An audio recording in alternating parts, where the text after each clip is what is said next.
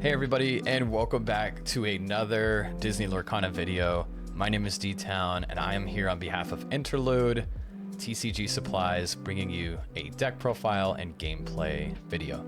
So, you probably noticed that my voice is not in sync with my lips, and that is because I'm doing a voiceover. I shot this whole thing in 2 takes, and not one time did I go back and review the video. And unfortunately, my microphone was muted the whole time. So this is going to be my voice from here on out. All right, so looking at this deck, I'm just calling it support class because we have support characters and we have healing characters. The deck really revolves around a couple of different cards. That is going to be Smee, Rapunzel, Stitch, and all of our supporters, Phil, Merlin, and our big chief.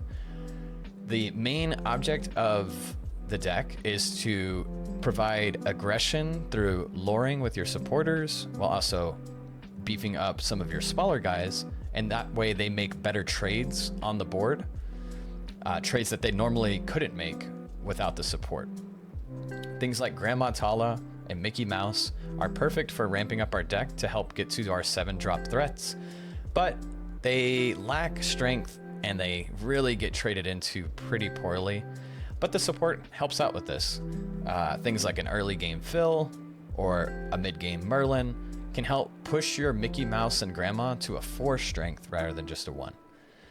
We have a little bit of protection against early aggro with Flounder and Simba, and then Phil for any Amber decks that run Simba. We can go ahead and just trade right into those if we need to. And our big guy, Mr. Smee, is a perfect 3-drop for this deck. And that's because not only does he have a big willpower that allows us to use support with him really well, but he also has a high willpower, which allows us to use Rapunzel really well with him. Taking some exceptional trades and then healing it with Rapunzel, drawing 3 cards most of the time, is just really strong. We have Jasmine in this deck as well. Jasmine is a 3-cost, 3/3 with 2 lore. This allows us a little bit of flexibility, whether we want to make some trades with the 3 strength or play a little more aggressive with the 2 lore in the early game. Then we run 4 copies of Mickey. We only have 8 total uninkable cards in this deck, and so it's okay for us to use 4 of these. Normally I would only use about 3, but the 4 seems really good with Mickey. Like I said, he combines well with the support package. And then Rapunzel, one of the best Amber cards for drawing, actually the best Amber card for drawing. It does have a high price tag, and you can see already that this deck is over $450. So sorry about that. Hopefully those prices come down after the next wave comes out for set 1. But she ends up netting us 3 cards most of the time. Things like Rapunzel, Merlin, Mr. Smee, and all of our 5 costs and higher have really big willpower, allowing us to take really big hits, and then we can get the maximum amount of draw out of Rapunzel. So Merlin is our mid-game supporter. He's a 3/4, which means that he trades really well with any strong 3 strength characters or 3 willpower characters. He can defend against them, and he has support, which means he can buff up our cards like Grandma and Mickey to 4, Smee to 5, which helps us get over a lot of big 5-cost threats. Most of the bodyguards have around 5. And then we have Jasmine. So although we play both Jasmines, we don't necessarily do it for the shift. I guess if you needed to shift into it and save a couple of ink, you can. But we mostly would play these cards side by side rather than on top of each other. She's in here because she offers more heals for our characters, allowing us to take more and more trades, and with the support, yet again, bringing that up, but it allows us to get the highest benefit from these trades. Then we have Stitch, just a very solid big body card, keeps the card advantage while also providing a giant body onto the field. Him along with Jasmine, Chief, and Hades can all sing Let It Go, which is one of the few spells that we use in this deck. And he's just really good. we do run the Scepter of Arundel, so we could put that 4 onto one of our other characters, making them all take out most of the mainstream cards that exist out there.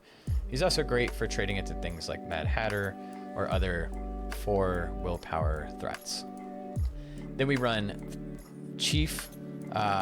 He is also a really strong card in this deck. If we want to not use Hades for spot removal or not use Stitch to draw some cards, then we could do a more aggressive play with our Chief, allowing us to now quest for 3 while supporting other characters with our 3 strength. And that 3 strength is very critical, as you see that we've already kind of covered. Hitting that 5 with Smee or 6 with some of our other cards can help us get rid of things like Maleficent, Cerberus, and other big bodies. Then we have 4 Hades for the removal. Sometimes we just can't get to aggro decks fast enough, or we just need to remove giant bodies on the opponent's side of the field. So Hades comes in clutch for this. As I mentioned, the spells in the deck are both songs. We have Be Our Guest and Let It Go to help search out some of our combo pieces or cards that we just need in a pinch, such as Hades or Stitch for card draw. And then we run Let It Go as additional spot removal that can be sung. And then our final 2 copy card is going to be the Scepter of Arundel or Arundel. And that allows us to just put support on any of our characters, giving us a little bit more flexibility. Now, you can run Eye of the Fates if you'd like, but I just felt like the Scepter, it's a support deck, so I tried to stick with the theme. But I believe Eye of Fates is a valid choice. Okay, so that's going to be it for the deck. I'll see you guys in the gameplay video next. Let's take a look at this game. So we're going first. We have a couple of princesses here in our hand. We're going to go ahead and ink that Let It Go. So we don't have a very good start to this outside of our turn 3. So turn 1 and 2 are going to be a little slow, but after that, we should be somewhat explosive. Also, the deck name is not Amber Still Midrange. I was doing another video for that deck and forgot to change the title, so my bad. We are looking at support healers.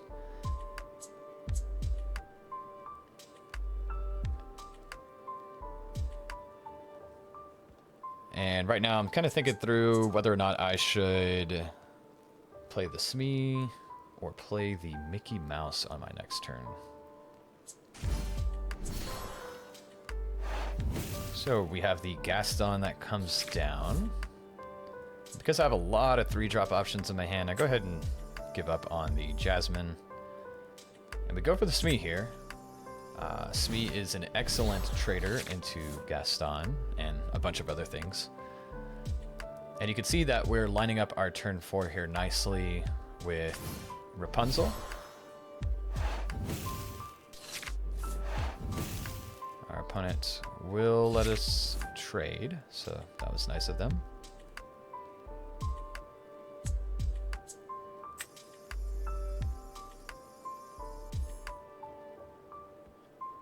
And once again, this is just a D-Town classic. I go ahead and ink before drawing, which you should never do. So be sure to draw first, folks. I guess in this case, it was okay because I didn't want to ink I mean, we couldn't draw before we inked. So actually just erase everything I said about that. Okay, we got a Rafiki coming in. Gaston does trade with us because he has to. Rafiki does take some damage there. My opponent is playing what looks to be like an aggressive version of Ruby Amethyst.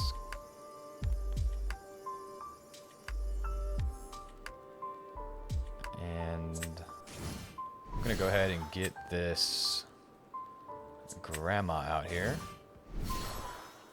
And I'm like, should I trade into this? But no. Why trade into your opponent when we can quest and have them trade into us, right? I also think about not trading.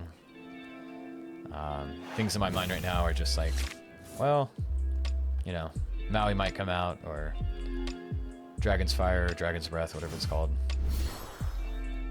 Instead, my opponent plays the Mirror, which feels good for us. Gets a nice little trade into the Rapunzel. And right now we are up on ink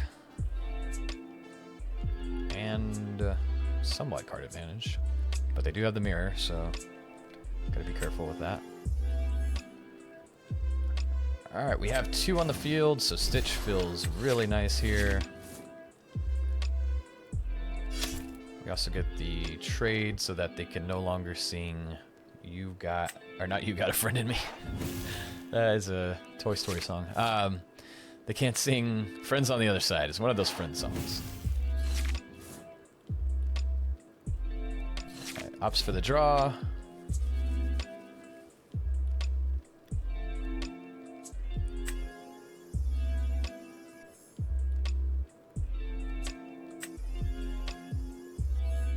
So I go ahead and hard cast this because I think I want to play the Mickey Mouse, and so I'm like, well, before I play that, let's just see what else I can grab. And normally, if it wasn't this matchup, I'd probably grab the Chief, but because I know Be Prepared is coming, I instead opt to just go full ink here. So the great thing about Grandma is that once she leaves the field, by any means, she is going into your ink, if you so choose. So that just feels like a much better play here. So my opponent uses Dragonfire, slightly below the curve, but you gotta do what you gotta do.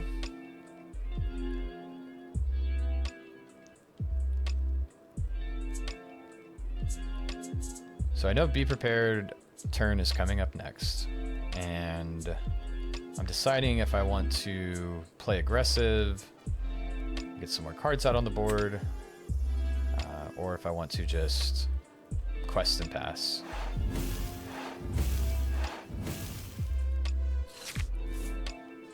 Which I do just that. Just hold some cards in my hand. Don't want them to get a lot of value off of the Be Prepared. We are approaching 10 lore, so my opponent has to come up with something here. He does use the Be Prepared, so we get maximum value out of that, plus the extra ink from Grandma, so it was a win-win. And our opponent had to use the removal on the turn prior to that. He wanted to use all the removal he had, basically, so he's not progressing his board state, he's not drawing cards. And so we opt in to go a little bit wide here. It's a balance game that I typically play against these decks with you know, I think having 2 to 3 cards out on the field at all times is pretty good against Ruby Amethyst. They don't get maximum value off of the Be Prepared, but they also need to hit multiple targets with single removal, which can be kind of difficult, especially if you're having to use it on just small 1 lore characters.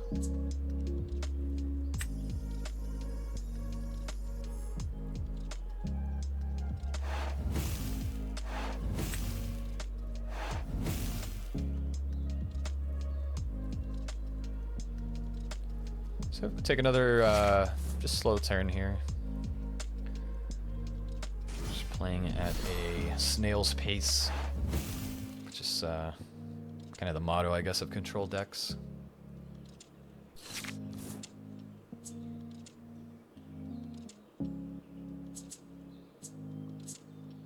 So we'll go with Mickey Mouse here, because he basically replaces himself by providing us with that ink. Doesn't really matter if he's on the field and gets blown up in a board wipe.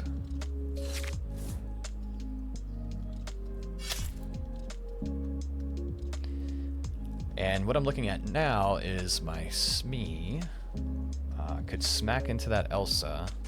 But he plays another Elsa.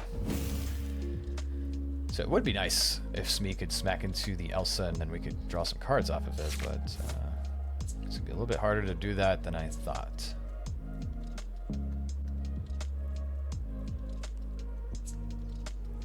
So I think about playing the Hades here, but once again, you have to keep in mind that if you wipe their board clean, or clean enough, they really have to go on the defensive and play their Be Prepareds, whereas if you just go slightly wider than they are, then they may not want to be prepared as badly. So we do just that. We throw out just another lore threat. And my opponent opts to not use Be Prepared. And instead it goes for a trade and a quest. We see the Gaston come down. So this feels good for us because now we can activate our Rapunzel.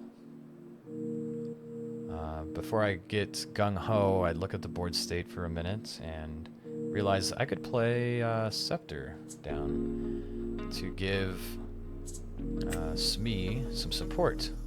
I'm like, oh, I'll give this to Merlin, but OMG, Merlin already has support. D-Town, what are you doing here?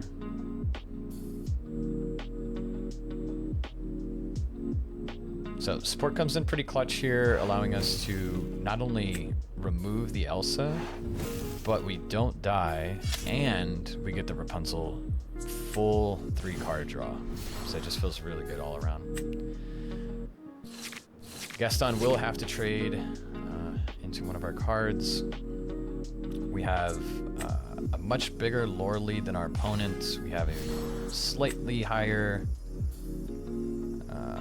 ink count. And once again, I play the Grandma and Mickey here because they replace themselves. So if they do cast Be Prepared, then it doesn't really matter. It also makes the Gaston kind of a waste that they played earlier. So he opts to attack in instead, gets rid of the Smee.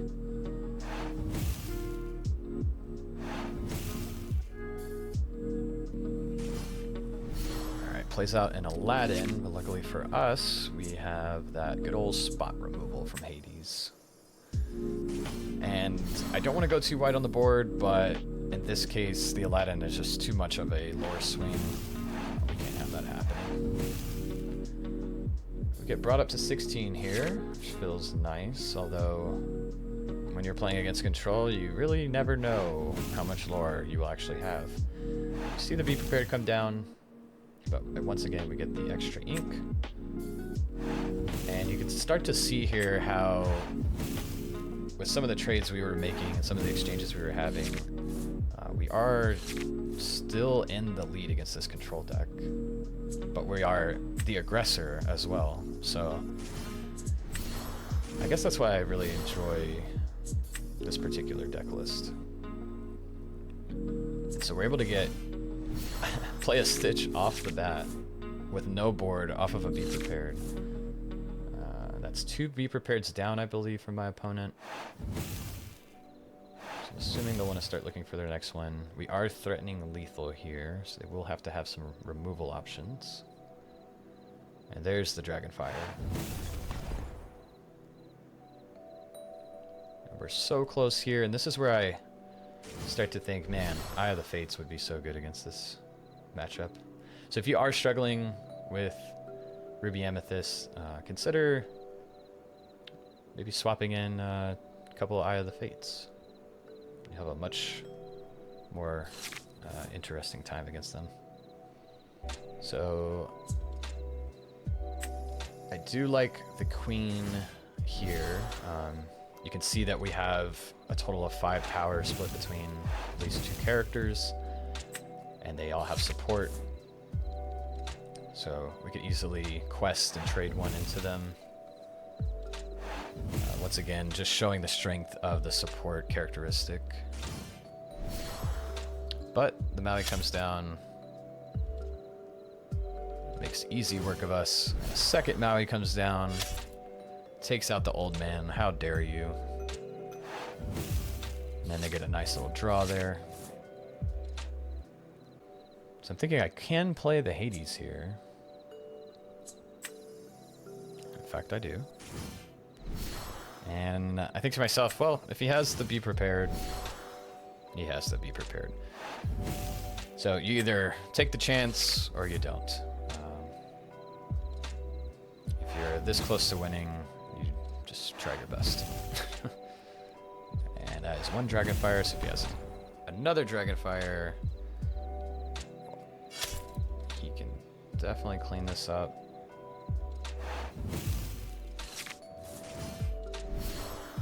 Starts digging with the Maleficent, and unfortunately cannot wrap up that game.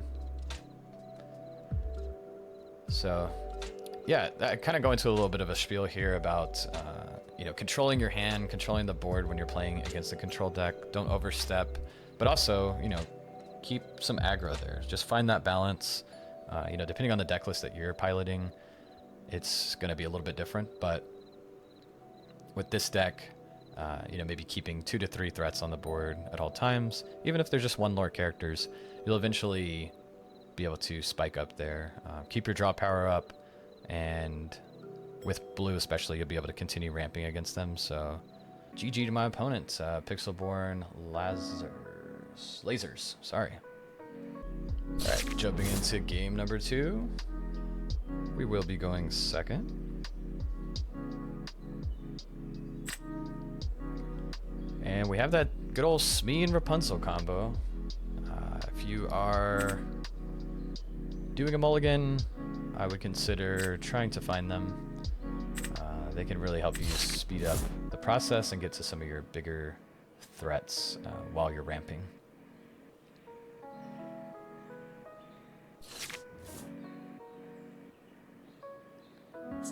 Alright, so we have a pretty fantastic curve here in our hand. Opponent doesn't play anything turn 1, so we can kind of match that energy. Well, I mean, we don't have a play anyway, but we don't have to worry about it, I guess. Our opponent being too aggro.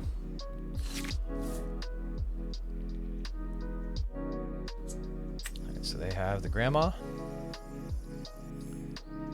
So another ramp deck here. This is Pixelborn Black Rose TC.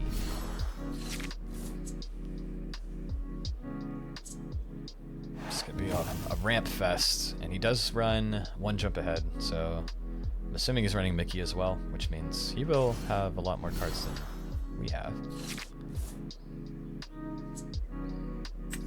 So we have all the Simbers. Go ahead and drop one of those in the ink.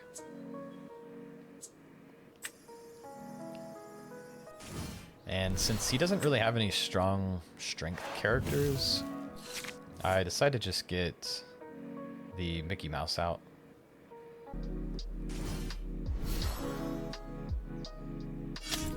Alright, but he does drop the Rafiki. However, he decides to trade in the Grandmas. And then trades in the Rafiki, so kind of interesting. I can understand wanting to get ramped up, but I wonder if there was a better route there. Well, regardless, you know, not thinking about the Rafiki, my opponent playing Amethyst, Smee would have definitely been the better 3-drop there. Alright, so I finally ink the Simba. Get the Smee and the Fill out. So hopefully trying to set up for another Rapunzel play here. This also puts my opponent's 7 cost Hades at kind of an awkward spot, because he doesn't really want to, you know, get rid of a 3 cost with the Hades. Probably wants to save it for later, so let's see what my opponent does here. Okay, gets the Queen out. And it doesn't let us trade in the Rapunzel, unfortunately. So at this point, I'm like, you know what? I'm just going to sing this, see if we can grab something off the top. You know, if my opponent wants to trade the Rafiki into the Mickey Mouse, he can do that. If he wants to trade the Queen into the Mickey Mouse, he can do that as well. We just want something to get tapped so that we can get the Rapunzel out.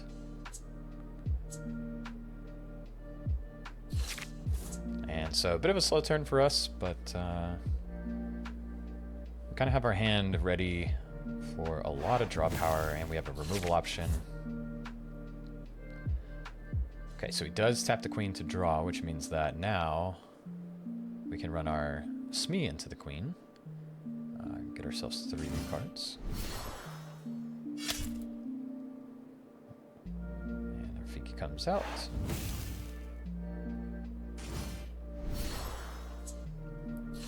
And a bell. So lucky for us, we can use the support from Phil, give that to Smee, and clear out that pesky queen. And we'll go ahead and heal up 3 damage, and what this does is forces our opponent to actually lose both Rafikis if he wants to trade into the Smee, which feels really nice. And now we have card advantage. By playing the Flounder here, if my opponent doesn't want to kill the Phil, we'll be able to trade Flounder into Bell at some point.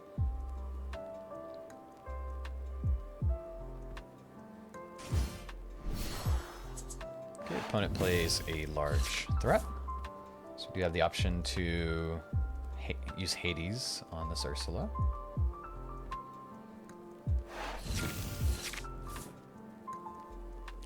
Sings friends on the other side.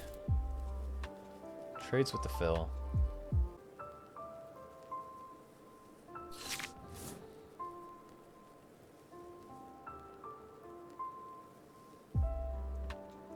Alright, so we have a couple of choices here. We can play the Hades, get rid of the Ursula. We can play the Stitch to draw some more cards.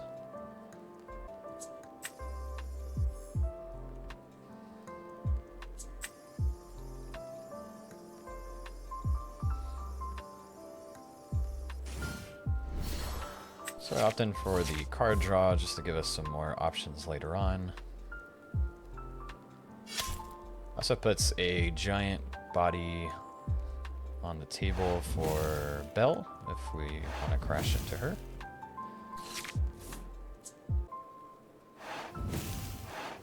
The other thing there is if we did opt to use Hades, it would have put Belle at 10 without my opponent having to ink.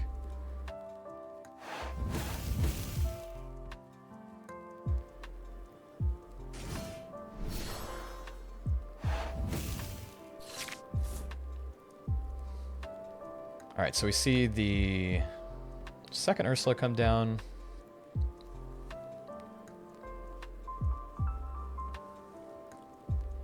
My opponent does decide to ink here. Gets a little aggression in with the Bell.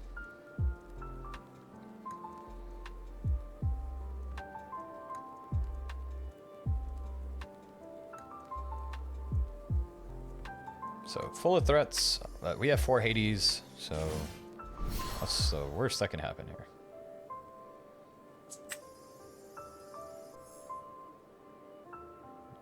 Go ahead and get another Phil out here just to help with some of the trading later on. And obviously can't let my opponent quest for 5, so we will have to do a little bit of a trade. It's not the worst thing. And they're now up on lore and ink, but we do have hand advantage. We did have board control, but that has gone away since. Okay, now opponent is out of cards, so we can one by one start to remove these threats.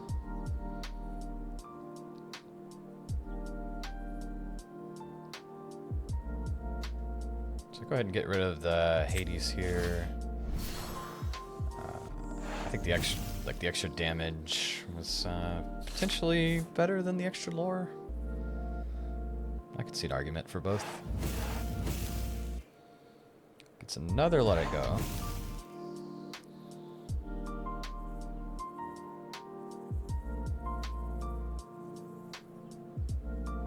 Just perhaps thinking about trading into the Phil. does not quest with Archimedes. Get our third Hades down, and I'm sure our opponent is very frustrated with us drawing into all of those. And now that the board state and card advantage has been pushed over to us, we can now grab our chief, giving us a more aggressive play lore-wise. We do have 6 lore on board, so we'll be a couple more turns if we can make it there to get to victory. My opponent is slowly questing away.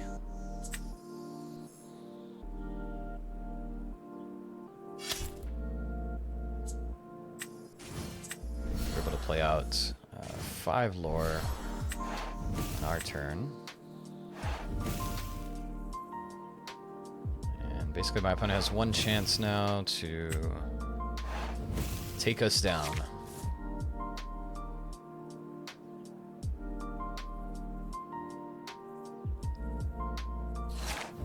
Plays friends on the other side. Gets an Ursula. Develops his brain. Does 1 jump ahead. And concedes the match. It's also well played, my friend. It's a good game. Had it not been for all the Hades, who knows what would happen.